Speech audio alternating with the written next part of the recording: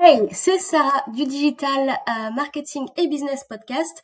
Aujourd'hui, je vais vous expliquer quelles sont les étapes pour créer votre boutique WooCommerce et faire notamment du dropshipping en partant de zéro. Donc, vous n'avez même pas d'idée de business, vous n'avez même pas de nom de marque, de nom de domaine, jusqu'au développement complet de votre boutique en passant par toutes les étapes de la stratégie marketing et de la stratégie business, en ligne notamment. On parlera un petit peu du offline.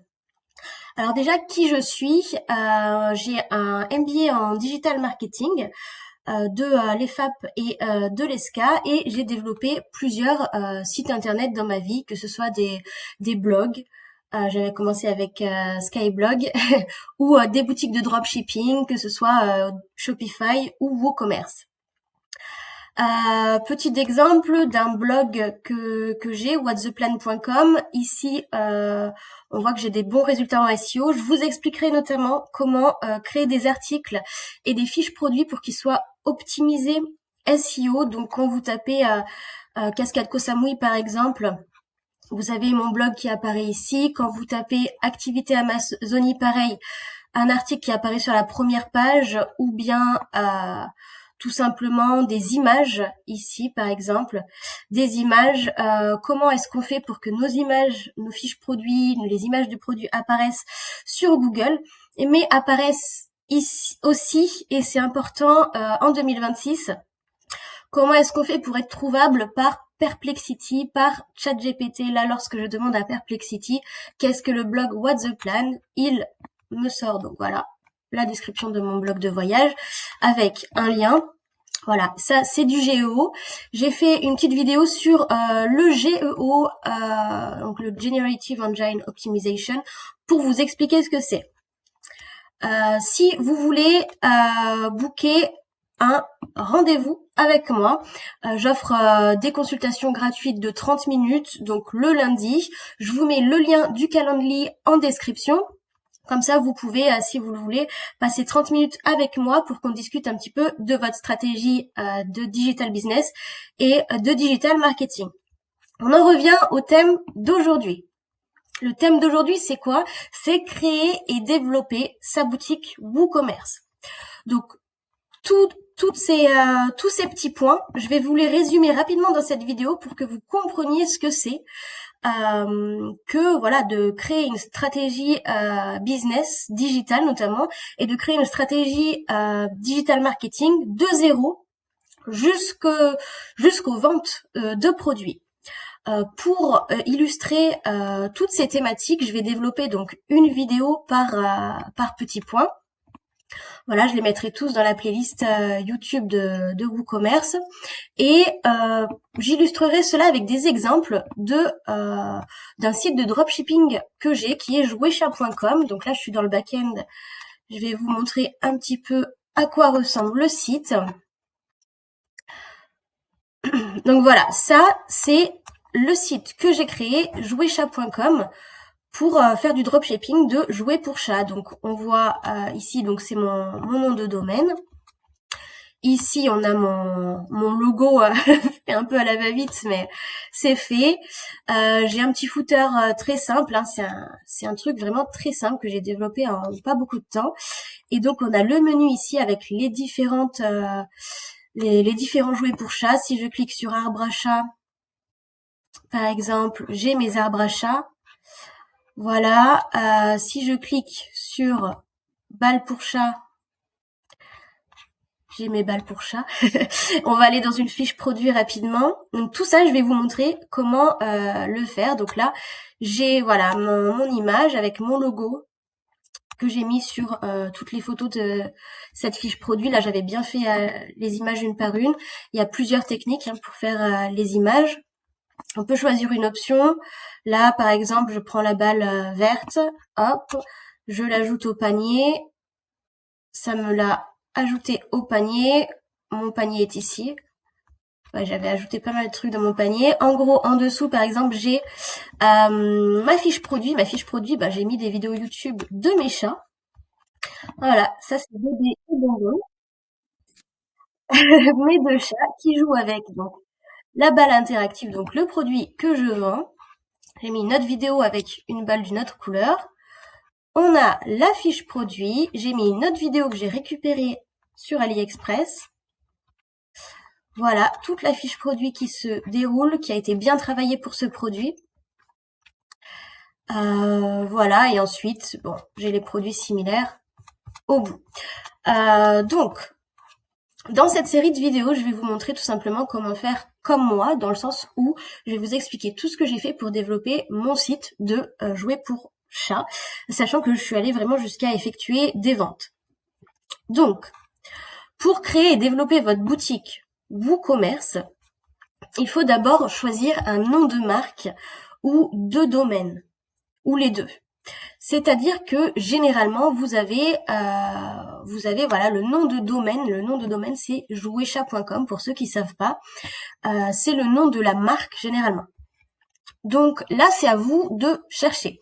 Vous pouvez très bien trouver un nom qui soit qui ne fait pas référence à vos produits.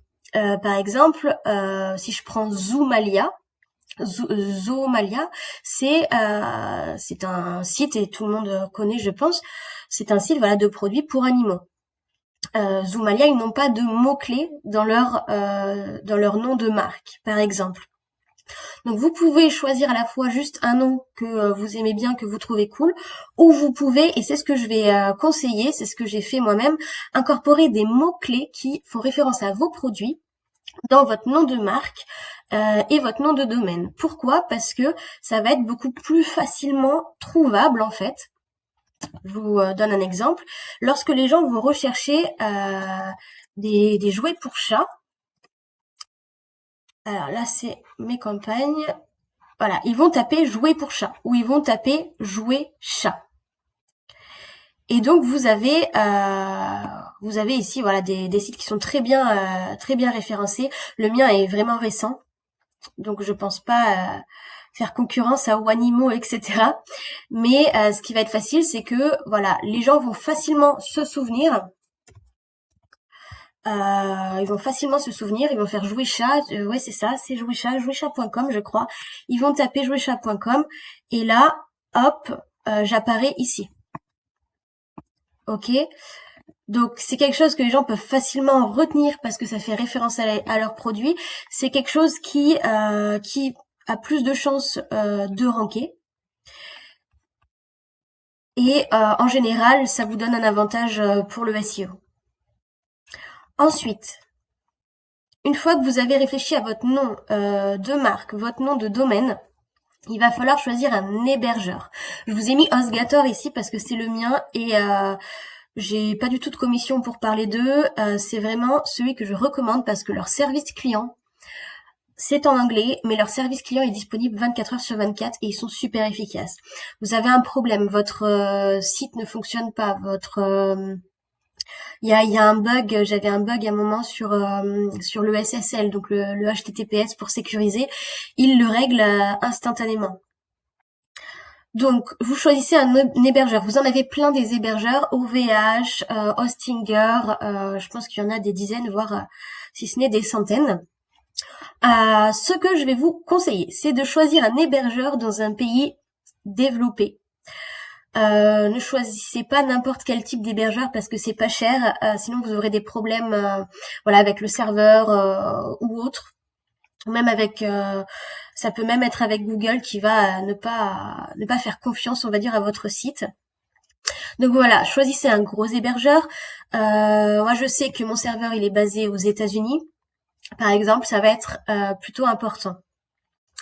Ensuite, il faut choisir votre CMS. Alors, qu'est-ce que c'est que le CMS? C'est le Content Management System. Je vous dis de choisir un CMS parce que je suppose que vous n'êtes pas développeur. Si vous êtes développeur, vous pouvez vous-même créer votre site avec votre propre back-end, tout votre coding. Mais je pense que la plupart des gens, en fait, vont plutôt choisir un CMS. Donc, par exemple, WordPress. WordPress, ça va vous permettre tout simplement d'avoir un accès facilité, voilà, pour créer des articles sans avoir besoin de coder du HTML. Vous allez tout simplement rajouter vos fiches produits, voilà, en remplissant en remplissant un éditeur de texte déjà préparé. Pareil pour les articles de blog. Donc voilà, ça va être plus facile. Vous avez juste à remplir, voilà, compléter par vos fiches produits, par tout ce qui va être, on va dire, textuel et images. Pas besoin de coding. Donc, je conseille WordPress parce que j'utilise WordPress depuis maintenant 8 ans. J'avais testé Wix ou d'autres outils qui, on va dire, sont plus faciles d'utilisation, mais où on a moins la main sur tout ce qui va être un petit peu plus SEO technique. Sachant que le SEO technique que je vais vous expliquer ici, c'est vraiment abordable. Il n'y a pas besoin de savoir coder. Donc, je préfère avoir un petit peu plus la main sur des choses plus techniques et être sûr, et savoir que je vais avoir des résultats sur Google. Mes articles sont vraiment en première page de Google, donc je conseille WordPress. En plus, WordPress est sûr, il existe depuis longtemps. Si vous avez des questions, il y a énormément de ressources sur les forums. Et surtout, pourquoi je ne conseille pas Shopify alors que je parle ici de dropshipping, c'est que Shopify va tout le temps proposer des options qui vont en général être payantes. Donc, avec WordPress, vous allez ajouter, j'aurais dû le mettre parce qu'on est dans du e-commerce, mais en fait, on va avoir WordPress et WooCommerce. La partie WordPress va gérer en fait tout ce qui va être contenu du site, partie blogging, et la partie WooCommerce va gérer tout ce qui est produit ici. Donc, très simple, vous ajoutez WooCommerce à WordPress, c'est gratuit. Et ensuite, vous allez ajouter, par exemple, les options de paiement de WooCommerce. Ça va être gratuit, alors que sur Shopify, plus vous allez avoir besoin de développer votre boutique, plus vous allez payer derrière. Voilà. Il y en a même qui parlent de Shopify Trap, donc le piège Shopify. Mais voilà, vous pouvez faire le test vous-même également. Ensuite, donc, une fois qu'on a choisi ces 3 premiers points, on va créer son logo. Je vous montrerai du coup comment créer votre logo. Pour faire simple, vous en doutez, vous avez plusieurs applications. Comment j'ai créé mon logo? Moi, j'ai utilisé Monet. Donc Monet, c'est une application IA. Voilà. Monet, est-ce que vous voyez? Voilà, donc j'ai Monet sur mon téléphone. J'ai fait des petits tests, tout simplement. Donc c'est gratuit, il faut juste regarder des pubs pour générer les images. J'ai demandé, voilà, fais-moi un logo pour une boutique pour chat. J'ai un petit peu précisé, je veux un chat orange parce que voilà, j'ai un chat roux et j'aime bien le orange. Et puis voilà, il m'a sorti ce logo, donc sans jouerchat.com décrit. Le problème de l'IA quand on génère, c'est que souvent ils écrivent les textes en anglais ou alors ils font des fautes d'orthographe. J'ai rajouté tout simplement avec Canva jouerchat.com. Vous montrerai. Voilà, c'est très simple aujourd'hui de créer votre logo en même pas 5 minutes quoi. Donc, vous créez votre logo. Ensuite, vous allez faire une recherche de produits. Alors, faire une recherche de produits, tout simplement, vous baladez. On verra ça dans le détail, je le rappelle, pour chaque point ici, je ferai une vidéo. Vous allez tout simplement chercher sur AliExpress quel produit vous voulez ajouter dans votre boutique, quel produit vous considérez que vous pouvez vendre, vous aimez bien, vous avez peut-être testé. Moi, la balle interactive que je vous ai montrée là, ici, je l'avais achetée l'an dernier et mes chats adorent. Je me suis dit oui, je peux la vendre avec des avantages et des inconvénients, je vous expliquerai. Mais voilà, donc comment je fais moi? En fait, j'ai mon téléphone, je me balade sur AliExpress et je prends des screenshots de produits.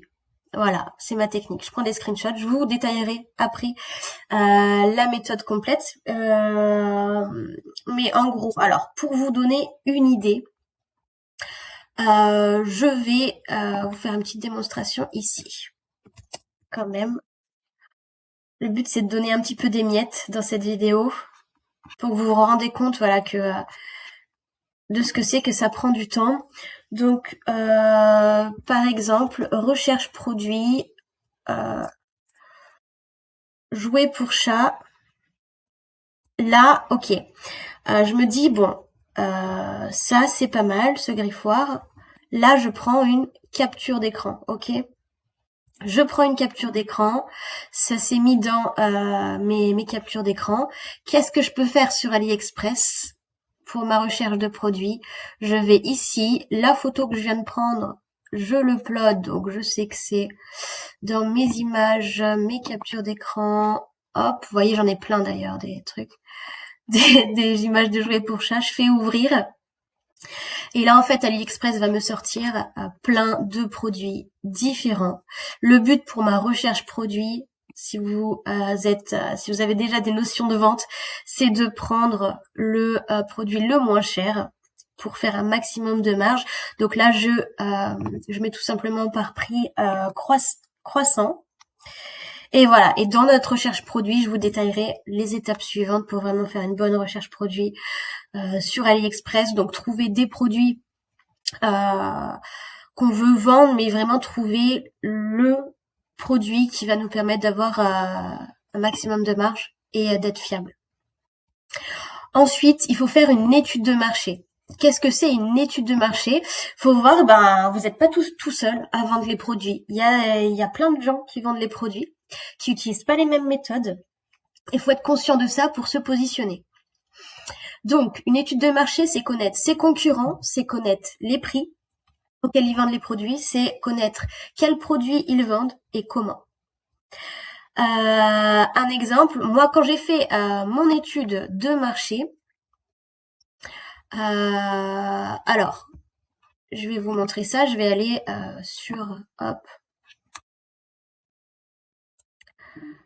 je vais aller tout simplement vous montrer ma fiche, parce qu'évidemment il va falloir créer des tableaux Excel pour vraiment faire ça sérieusement. Donc par exemple j'ai fait une liste de sites d'articles pour chats. Vous pouvez faire comme ça, lister tout simplement vos concurrents. Voilà, les sites de vos concurrents. Mais ça va être basique. Voilà, ça va être basique. Vous pouvez également lister les produits pour laquelle, voilà, le faire par produit. Donc moi, quand je cherche par exemple la balle interactive que je vous ai montrée, ça c'est les prix des concurrents qui apparaissent sur Google et qui font notamment du Google Merchant Center ou des pubs shopping. Donc voilà les articles qui apparaissent.